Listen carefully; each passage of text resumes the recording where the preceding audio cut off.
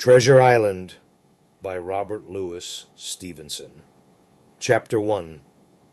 The Old Sea Dog. My name is Jim Hawkins.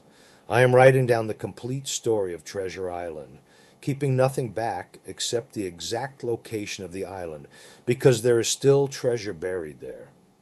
The story began many years ago, when my father owned the Admiral Benbow, a small, isolated inn on the dark English coast.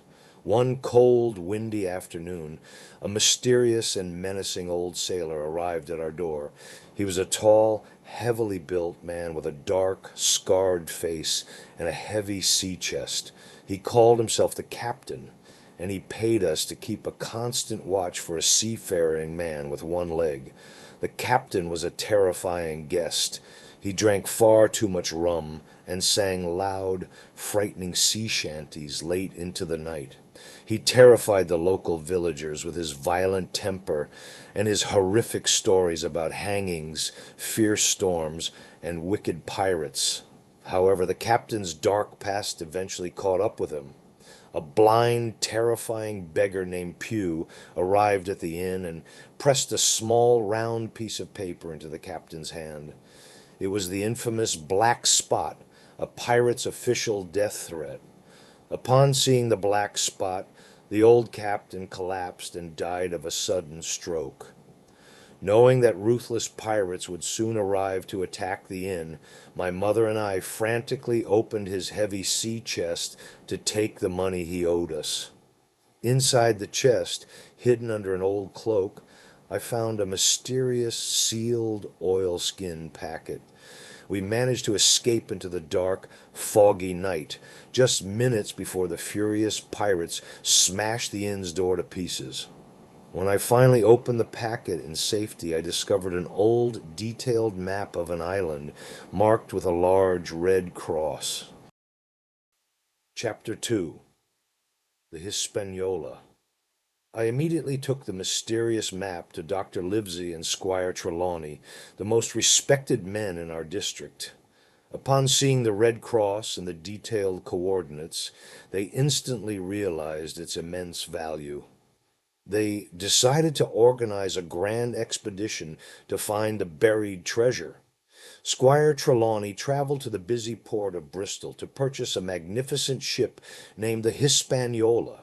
He also needed to hire a skilled crew for the long, unpredictable voyage. Unfortunately, the squire was far too trusting and talkative about our secret mission. While looking for sailors, he met a charismatic, one-legged tavern keeper named Long John Silver. Silver appeared to be a cheerful, helpful, and experienced sailor. He offered his services as the ship's cook, and even helped the squire recruit the rest of the crew. I remembered the old captain's warning about a one-legged seafaring man, but Silver was incredibly polite and friendly. He completely won my trust, and I genuinely believed he was a decent man. With our crew fully assembled, the Hispaniola finally set sail across the vast Atlantic Ocean. Chapter 3. The Apple Barrel.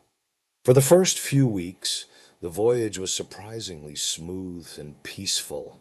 The crew worked hard, and Long John Silver cooked excellent meals in the ship's galley. He always had a parrot on his shoulder, which constantly screamed, "Pieces of eight! Pieces of eight!" However, the peaceful atmosphere was merely a clever illusion.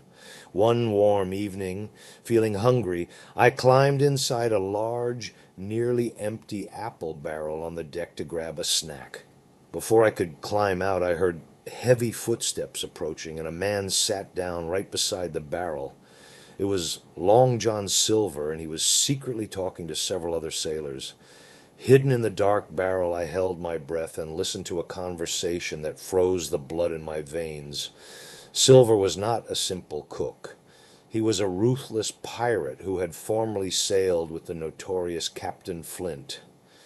I discovered that the majority of our crew were actually bloodthirsty pirates in disguise. Silver was patiently waiting for us to find the treasure. Once the gold was safely on board, He planned to murder every honest man on the ship and take the Hispaniola for himself. Chapter 4. The Mutiny. A few days later, the Hispaniola finally anchored off the coast of Treasure Island. The island was covered in thick, dark jungles and tall gray mountains. Knowing that a violent mutiny was about to happen, the atmosphere on the ship became incredibly tense. Silver and his pirates went ashore first, hoping to explore the island and plan their attack. Acting on a sudden, reckless impulse, I secretly jumped into one of their small boats and escaped into the dense jungle.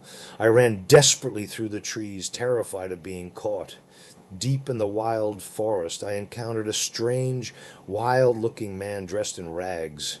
His name was Ben Gunn, a former pirate who had been abandoned on the island 3 years ago.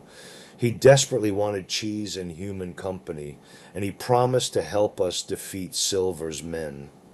Meanwhile, Dr. Livesey and the few remaining honest men abandoned the Hispaniola. They took weapons and supplies, relocating to an old, ruined wooden stockade built on a hill. When I finally reunited with my friends, we quickly barricaded ourselves inside, preparing for a brutal siege. Chapter 5. The Treasure. The pirates, furious that we had taken the high ground, launched a fierce assault on our wooden fort. Gunfire echoed across the island as we fought desperately to defend our lives. Although we lost some brave men, we ultimately managed to repel the pirate attack. Realizing that we needed a way to escape, I sneaked out of the fort during the night. I found Ben Gunn's hidden boat, paddled out to the anchored Hispaniola, and bravely cut its ropes.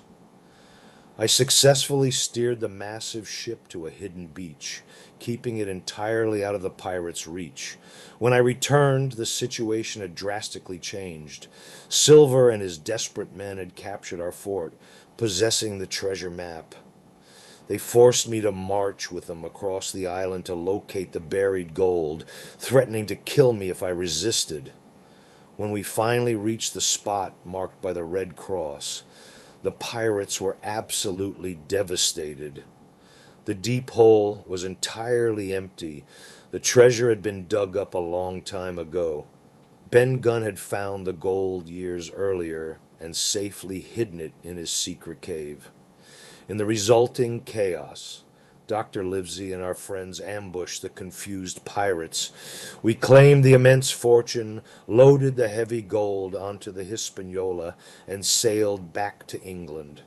We left the surviving pirates marooned on the island, though the cunning Long John Silver somehow managed to escape, never to be seen again.